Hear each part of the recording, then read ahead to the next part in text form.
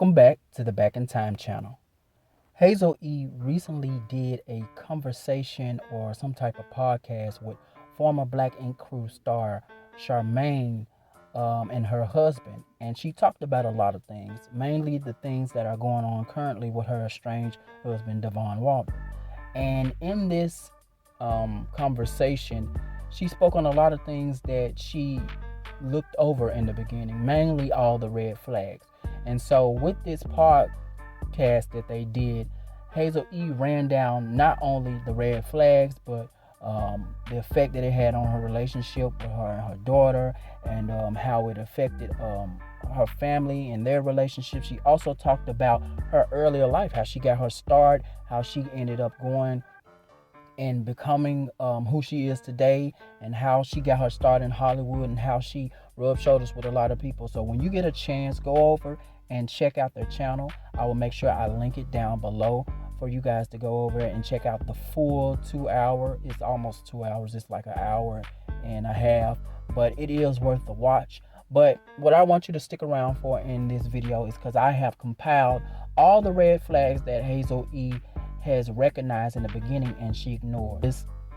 So sit back and take a listen to this audio of everything that Hazel E ignored, all the red flags that she ignored. And once you've taken a listen to it, I want you to go ahead and leave your thoughts down below.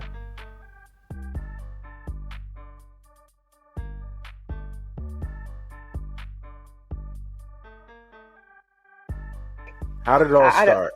How did it all start? Okay. Like, so, how did you guys first started dating? The interest and because he like, did he slide in your DMs? Y'all met on social media. He did. So how did it go? Like, give us play-by-play in the beginning. What's ironic is he slid in my DMs, but then when I looked, he had slid in my DMs in 2017. So he had been in my DMs. When I finally opened the DM, he had been in my DMs. And so it just happened to be, I had just moved back from Dubai and I was living in Houston. I moved back there because that's where my family is. He was living in Houston. I was just moving into my new condo. I had got over the It was coincidental that you moved to Houston and he was living in Houston, or because that's where her family is. Right. That's where my family is. That's where my mom, dad. So I go for the holidays. Crazy. That's right. We just moved from Houston. Like, I was signed at Swishahouse Records. Like, it's Houston and Hollywood. That's the straight out of Houston, Texas, baby. Like, it's you signed at Swishahouse. Look, we ain't got that much time. You got me wanting to ask questions, but okay. So you moved back to Houston. I moved to Dubai. Moved back home. I remember that when you were living in Dubai. And this is after you opened up the DM or before you moved back? So no, I moved back to Houston. I was already living there. I was actually dating. It was my first time since like being on TV that I actually dated and just go from relationship to relationship to relationship.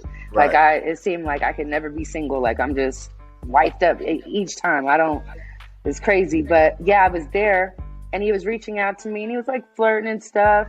And I was seeing him on the gram for a little bit. I don't know why I opened his DM this day.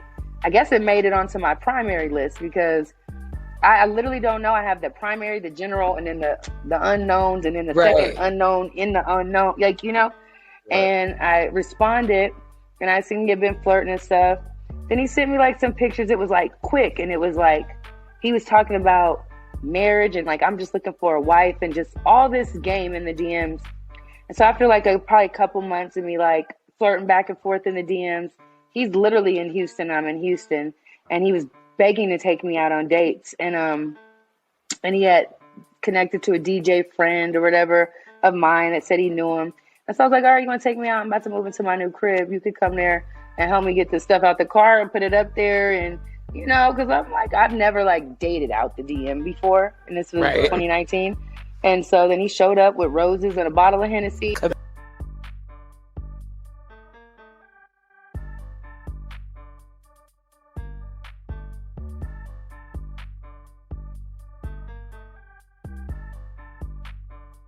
We got married in 4 months. I can't remember who said it, but she said they got married in 4 months. 4 months. 4 months. Did you guys have, was it like going to the courthouse or no, wedding, my mom threw a whole wedding for us. He wanted to go to the courthouse, and my mom was like, y'all aren't going to do that. I'm going to at least throw you like a proper wedding at, my family has an estate in Texas, like, you know what I'm saying? So My mom and them, they produced like a whole entire wedding and everything, like invited his family down. 30 people did it in my mom's home. But it was married in 4 months. He proposed to me on the plane after marriage boot camp, after he got caught lying on the lie detector test. It was the immediate moving in, me never going to his place, him always coming to mine.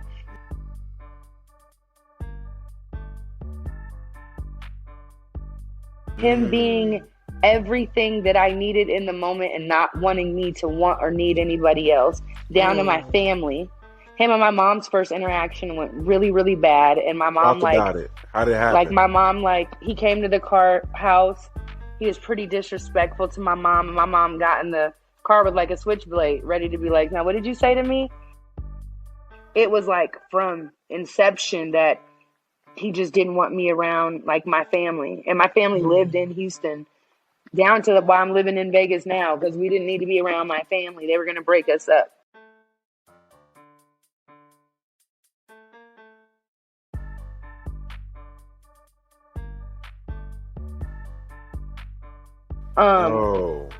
Red flags, not going to his place and seeing him saying he had a place and he would leave every day to fake go to it and then be back at my place. It made me feel like, oh my God, this guy really wants to be with me. Like, when you say fake go to it, where was he going? Did you end up finding out later on, or? I know he was staying with one homeboy that allegedly he was staying with him because he lived closer to downtown, but he still had his place on the like at the other side of town. It was just further.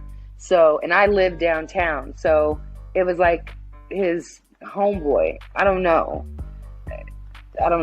And it was just easier for him to get to me, just to the point where bags started kind of being brought over and toothbrushes were starting to kind of being placed.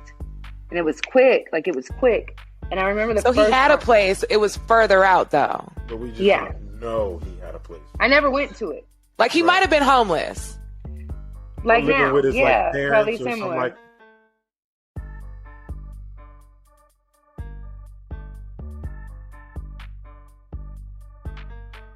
Yeah, it was just, everything was so quick. And then we were on TV filming this show, but we were really only like 2 months in, 3 months in dating. Possibly now we're stuck together in this house for 30 days, trying to work out, like, see what we're going to do.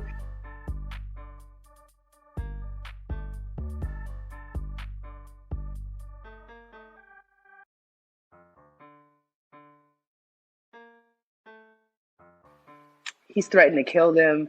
It's been beef with my family, my sister, my brother, the whole entire time. It has been beef. And the beef didn't really get to that level until after we had a child. And we can get into that.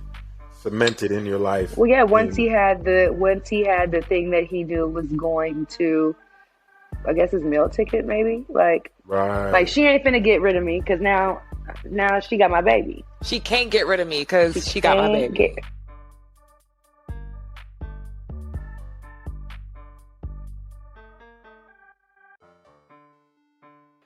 Of who you are, you were whoever Nobody. you were.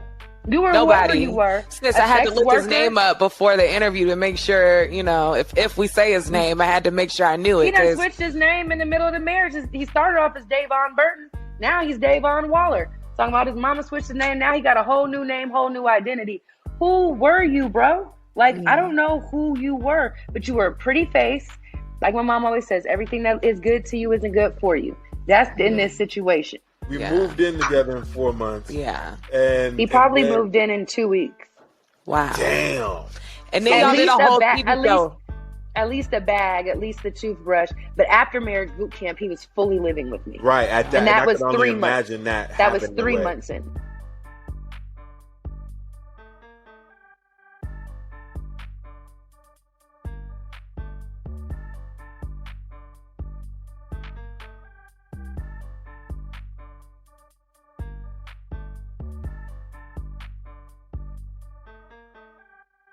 So when he proposed to you, like, what ring was, like, did he have a ring or was it more a verbal? No, she brought her own ring.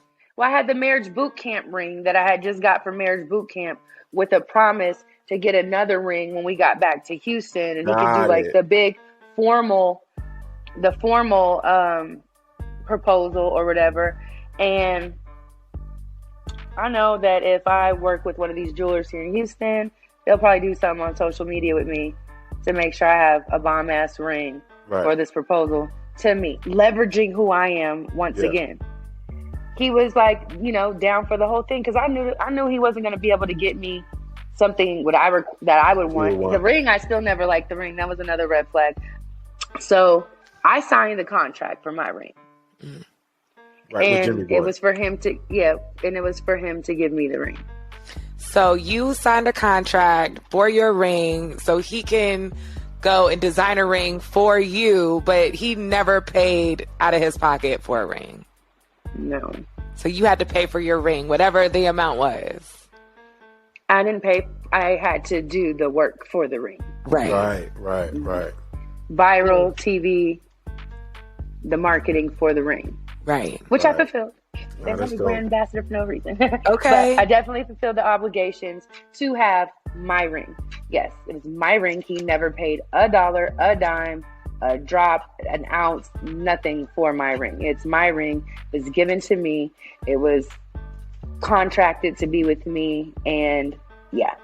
And you still have the ring? Absolutely, I got the ring.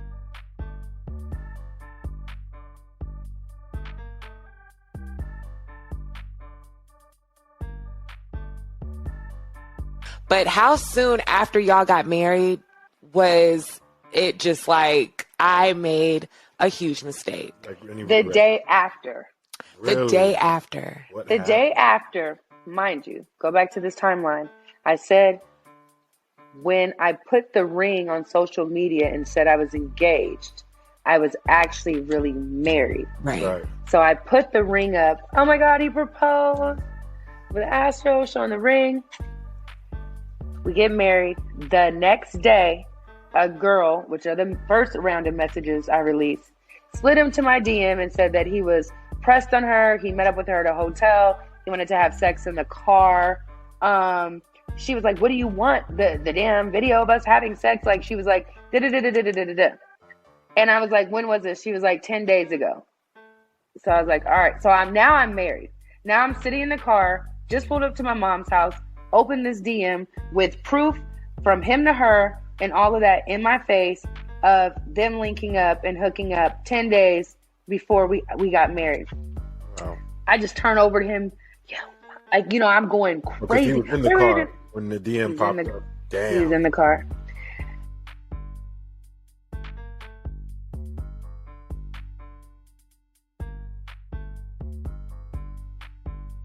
And I know I went, and that's the day my mama came out. No, it's not. That was way in the beginning. That day I went in my mama's house and told her this, hence why I ended up getting, because if you watch Marriage Boot Camp, he was really against a prenup. His whole thing on the whole season was no prenup, no prenup, no prenup. Of course, because you're the only one with the money, girl. He was on a mission, for sure. He wanted to be taken care of.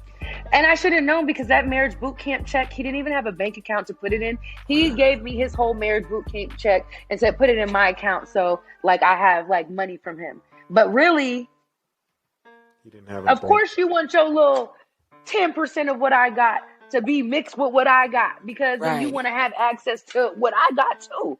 Yeah. You got 20, I got 200. Like, you know what I'm saying? Like, and for me being like, okay, he just gave me 20, his 20 bands. But mind you, I got you the 20 bands. Like, I got you the bread that you even got anyway. You know what I'm saying? Yeah.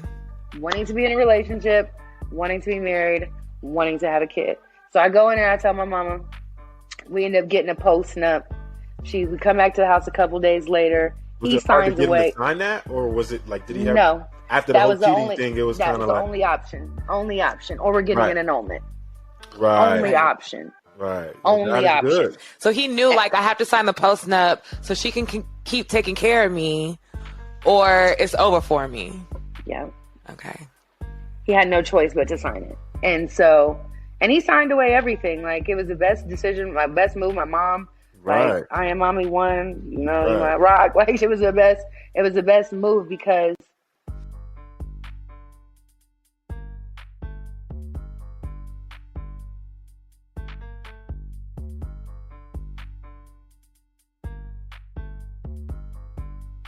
So I know that also you've come out to say that he's been abusive physically. When did that start? Was that before y'all got married? Was it after? After. And that's usually for a lot of marriages when it starts. Like the man. It was actually when we were in Dubai was the first time he got physically abusive, when I was pregnant and we were in a foreign country where women don't have much rights, and we're damn near at the subject of the men that we're with. Was his first time acting up, and I feel like that's because he knew that we were in a place that was more favorable. Really?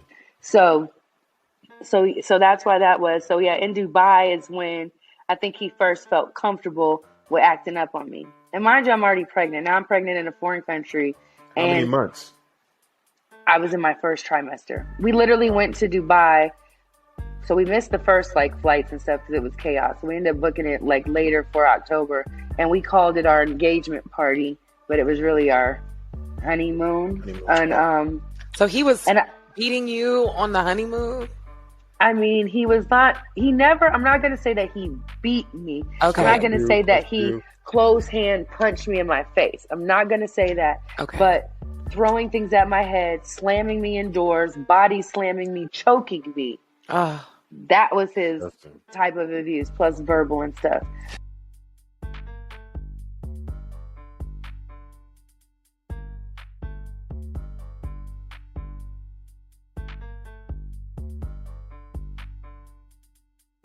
So what was the root of that? He was still talking to girls on the honeymoon. The first day y'all can all this stuff is timestamp, was when I found him and Selena Powell in each other's DMs, and me and Selena Powell got into it on Instagram because he was texting her, and every time he was in their DMs and with girls, it was always I was drunk, which is why he had to stop. We cut alcohol out of his life because allegedly in Turkey and all these places, when I'm in surgery or when I'm pregnant, we're on our honeymoon, you're in Selena Powell's DMs, you're in every chick on Instagram. There was girls in Dubai he was planning on linking up with, and he'd always be like, I was drunk, I didn't do it, I was just...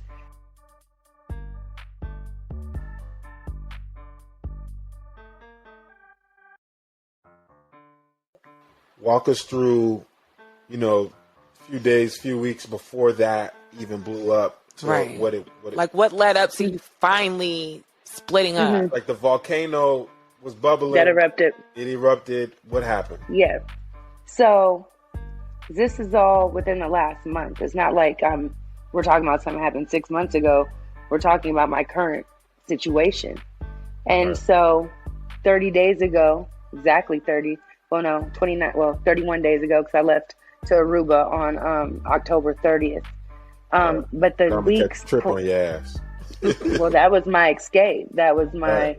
I'm about to make sure me and my child are safe, and we're going to get away from your crazy ass. Wow. That's what that was. It was to go to safety. Right. And so up prior weeks to that, it was very violent in this house. It was yelling. It was cursing. It was throwing, he threw a vase at my head and shattered her on the wall. And Ava, what did she run out and she stepped on it? It was the bleach. The bleach thing was actually in August. And it seemed so long ago, but it really, really wasn't. But that bleach thing, and when I recalled it at the end of August, I just always questioned that. Did he really try to poison me that day? Because why did he put bleach? And it was a cleaning solution. It was like an ammonia-esque cleaning solution with the active ingredients of bleach and ammonia and those things in the cleaning solution that he put in my water. But I was like, did he really try to kill me? Why would he replace the water that I'm drinking out of with this solution? Why? And if he did, why didn't he say, rip the label off of it, move it, and say, hey, I made a solution in that water bottle you were drinking out of, because I needed to do whatever his purpose of moving cleaning solution from a bottle into my water bottle. Whatever his excuse is, why didn't you tell me that's what you did? And when I said I was going back in the house to get water, I'm gonna go. If I leave my glass of wine here and I go up and I go run for Ava, and Ava do some whatever, and I come back, I didn't know I was gonna drink poison. You know what I'm saying? I didn't. Wow. Oh, you didn't smell it? Did somebody put something in my drink? I'm in my house, bro. Like I'm in my house, right? Drinking my water, right? That you bought both the house and the water, the house and the water. Like, why I gotta smell my water before I drink it? Like, come on, like stop playing with me. But it was violent. It was toxic. He was staying out almost every night. He was on drug binges and like he called himself a trapper. But trappers don't get high on their own supply. And these are like accusations, but they're the truth. And I'm going to tell my truth, and I'm not going to hide. I'm not going to cover, because I've been hiding and covering for 3 years. I'm tired. And dog living here, which also a girl. So it's all these women in my house, and one man is tormenting everybody. All of us girls. You're beating Ava. Abu Dhabi. Ava gave Abu Dhabi some grapes one day. And it made dogs can't eat grapes until she got sick. It's cold in Vegas. He go and take the dog and throw her in the pool. A Pomeranian, a 5-pound little dog that's sick, that could die because my daughter gave her grapes from a Lunchable, and you go and take the dog and cuss the dog out and then beat the child. That's another thing. When you give somebody, discuss parenting, because that is a part. You guys have to be yoked on parenting and discipline, because I'm on gentle parenting time. Same, we are too. He's on they need their ass beat time. And I had my butt beat growing up. I don't want to keep that cycle going, because guess what? Probably why it was easy for me to deal with his abuse, because I dealt for abuse growing up. Because it was easier. It's easier when you're getting beat and spanked from your parents or loved ones to accept it later in life. I don't want my child to feel like anybody should put their hands on her. Mama, daddy, nobody. Like, I want to break the cycle. And he was not with that program. And I don't say I would talk about it though, right? Like you would say, hey, I don't want to raise our child in a toxic home or like that. It was to a point where he was not allowed to hit Ava, because I feel like he spanked her too hard one day. Like the punishment didn't fit the crime that she did. And I was like, you've got to stop spanking her. Like, I think she went around the pool gate to go to the pool and get in the pool. I mean, she shouldn't have did that, because she knows, like, girl, you can't swim without your life jacket on.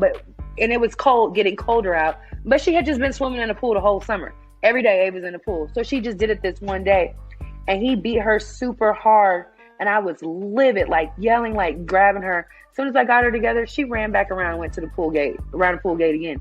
So that just shows you right there that you beating her is not going to change what she does. So stop doing it and stop hitting her so hard. Like, I don't like it. Like, it's more than pow, and then yell and be angry, not wake up till 1 o'clock, not bring nothing to the table, not no food, not no money, not nothing. You claiming you trapping, you claiming you going out making bread, but where's the money? Like, there's no money. Like, for this alleged money that you're making, where is the actual money? And then when anybody questions you or suggests anything, it's gotta erupt in like just monster. And I just immediately remember 2 a.m, start packing me and Ava's stuff, and even packing his stuff up, because I didn't want him to come back to this house. Because after he had left and slammed the door in Ava's face and threw stuff and was really violent, and he left, I was like, before he returns, we need to be out of here. Like, we got to be gone, because it's like getting to the point where, like, I keep staying and I keep allowing it, and things keep getting worse and worse, that it's gonna go to the next level. And I literally was like, what does he have to do? Black me out, knock me out?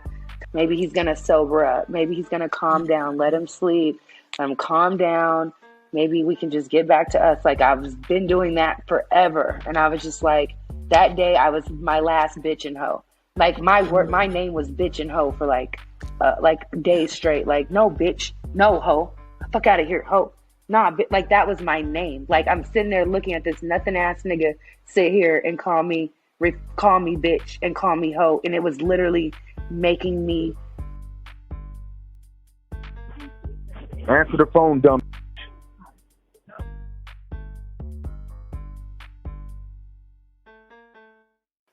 I was like, no one's ever disrespected me on this level. You're like the first person, and you're still standing here right now. I didn't know how to comprehend it, because it made me want to just be with it. And then I'm like, that's Ava's dad though, yo. Like, it's Ava's dad. So what I would normally do, I don't know if I can do, because now that's her dad. Right. So it was best for me to go, remove us from the situation. Be sure to like, share, and subscribe here with us at Back in Time. But until next time, this is a good time. Get the stepping. This is a good time. Get the stepping.